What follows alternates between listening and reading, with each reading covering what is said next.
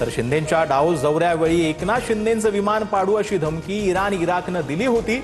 विनापरवानगी विमान देशात गेल्यानं पाडण्याचा इशारा। रोहित पवारांचा बीएसआरच्या बेजबाबदारपणावर खळबळजनक आरोप।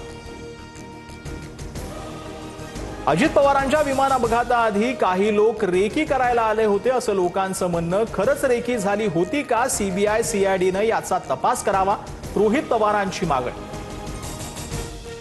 रोहित पवारांनी मातोश्रीवर उद्धव ठाकरेंची भेट घेतली। अजित पवारांच्या अपघाताबाबत ठाकरेंसोबत 45 मिनिटं चर्चा। अपघात तपासासंदर्भात संसदेत आवाज उठवण्याची विनंती। मवियाचं अखेर ठरलं। शरद पवार राज्यसभेचे उमेदवार। काँग्रेसच्या पवारांच्या उमेदवारीला पाठिंबा, तर ठाकरेंच्या शिवसेनेकडून संजय राऊतांनी पवारांची भेट घेतली। बिहारमध्ये खांदेपालट होणार। बिहारचे मुख्यमंत्री नितीश कुमार राज्यसभेवर जाण्याची शक्यता। बिहारमध्ये भाजपचा मुख्यमंत्री होणार असल्याच्या चर्चा, तर पुत्र निशांत कुमार यांची उपमुख्यमंत्रीपदी वर्णी लागण्याची शक्यता। ठाकरेंची शिवसेना आणि मनसेतील नाराजीवर पडदा। प्रभाग समिती निवडणुकीमध्ये ठाकरे बंधूंचा एकत्र लढण्याचा निर्णय। स्वीकृत नगरसेवक पदावरून नाराज असलेल्या मनसेला प्रभाग समिती अध्यक्षपदासाठी उमेदवारी।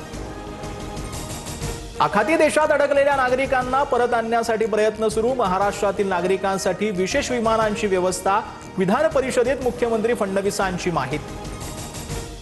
पुण्यातून केवळ चीनच्या जहाजांना प्रवेश। चीन वगळता इतर देशांच्या जहाजांना इराणी सैन्य लक्ष्य करणार, तर अमेरिकन नेव्ही होर्मुझच्या सामुद्रधुनीतून जाणाऱ्या तेल जहाजांना संरक्षण देणार। इराणच्या भूमिकेनंतर डोनाल्ड ट्रम्प यांचं ट्विट। आखाती देशांचा संघर्षाचा भारतीयांना चटका। कतारकडून भारताचा 40% गॅस पुरवठा खंडित। घरगुती गॅस आणि सीएनजीचे दर वाढण्याची शक्यता। अमेरिका आणि इराणमधील युद्धामुळे कच्च्या तेलासह इंधनाची आयात बंद। भारताकडे फक्त 2 महिन्यांचा तेल आणि पेट्रोलियम उत्पादनाचा साठा उपलब्ध। पेट्रोलियम मंत्र्यांची माहिती, तर युद्धामुळे पेट्रोल डिझेल महाग होण्याची अफवा। पंपांवरती वाहनांच्या लांबच लांब रांगा। आखाती देशातील युद्धाचा फटका महाराष्ट्राला। 1000 कंटेनर JNPA वरती अडकले।